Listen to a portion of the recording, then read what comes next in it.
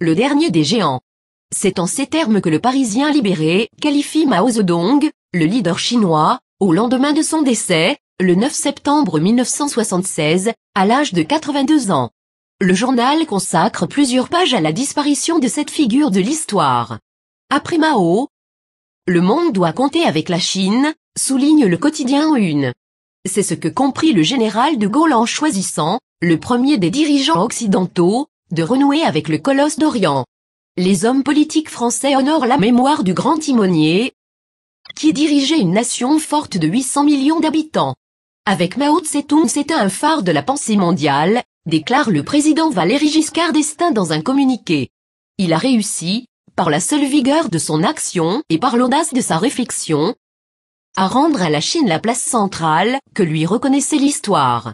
Le long parcours du leader est raconté en détail, de sa naissance dans la Chine rurale, en passant par la longue marche de 1935, épisode quasi légendaire de la Révolution chinoise et la fondation de la République populaire en 1949. Combattant opiniâtre, Mao a occupé le pouvoir pendant 27 ans, dont 22 ans de guerre, souligne le Parisien libéré. Mao, à droite, proclamant la République populaire de Chine, le 1er octobre 1949. Cessé, admiré et respecté par les Occidentaux, car plus ouvert au dialogue que les dirigeants de Moscou, Mao n'en était pas moins un dictateur, rappelle le Parisien libéré.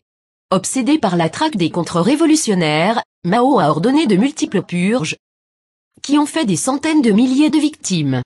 Son grand bond en avant et sa révolution culturelle, dans les années 1960, ont provoqué des centaines de milliers de morts, victimes de la répression et de la famine. Jamais nation ne connut sans doute un tel degré d'embrigadement.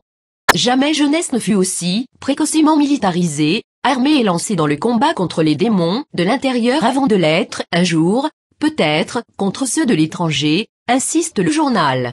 Lors des obsèques de Mao, les drapeaux de la France sont malgré tout mis en berne. Dans le même temps, une marée humaine incommensurable se presse sur la place Tiananmen. Jamais de mémoire d'homme, même à Nuremberg, un pouvoir politique n'avait mis autant de femmes et d'hommes en rang, observe le Parisien. Le portrait du guide est toujours accroché sur la célèbre place. Qui succédera à Mao? S'interroge le monde entier. Une ère de transition s'ouvre. Le République populaire semble stable et robuste. Mais dans un monde en pleine mutation, la Chine communiste saura-t-elle trouver sa voie? 40 ans après la mort de son fondateur, le régime communiste a su montrer ses facultés d'adaptation. Quitte à s'écarter radicalement des idéaux socialistes des origines. 40 ans après sa mort, l'ex numéro 1 reste indéboulonnable en Chine.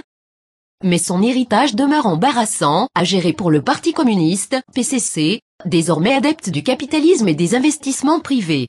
Regardez d'autres vidéos sur site, vidéo.5la.net.